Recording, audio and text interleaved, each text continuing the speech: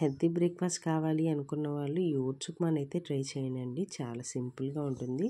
అన్నీ ముందే ప్రిపేర్ చేసి పెట్టుకుంటే చాలా సింపుల్. ఓట్స్ని అయితే డ్రై రోస్ట్ చేసి పక్కన అయితే ఉంచుకున్నాను. అండ్ ప్యాన్లో కొంచెం ఆయిల్ వేసుకొని జీలకర్ర ఫ్రై అయిన తర్వాత ఉల్లిపాయ, పచ్చిమిరపకాయ, కరివేపాకు వేసుకొని కొంచెం sweet corn and green peas ఉంటాయి కదా, అవి కూడా వేసుకొని రాజ్మా ఆల్రెడీ బాయిల్ చేసి పెట్టుకున్నాను, అవి కూడా వేసుకోవాలి. అండ్ కొంచెం సాల్ట్, కారం అండ్ ధనియాల పొడి వేసుకొని కొంచెం వాటిని ఫ్రై చేసిన తర్వాత దానిలోనే గ్రేట్ చేసిన పన్నీర్ అయితే నేను తీసుకున్నాను.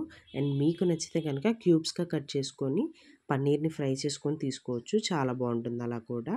అండ్ ఇది బాగానే ఉందండి, ట్రై చేయండి, మీకు ఎలా నచ్చితే అలా చేయొచ్చు. అండ్ దీనిలోనే అసలు కొంచెం వాటర్ అయితే వేసుకొని ఆ వాటర్లో కొంచెం వాటర్ మరిగేదాకా అయితే హీట్ చేసుకోవాలి. అండ్ దానిలో ఇందాక ఫ్రై చేసి పెట్టుకున్న ఓట్స్ని వేసుకొని చక్కగా కలిపేసుకొని కొంచెం సేపు ఉడకనివ్వాలండి. ఓట్స్ని చక్కగా ఉప్మాలాగా దగ్గరగా అయిపోయేదాకా ఉడకబెట్టుకోవాలి.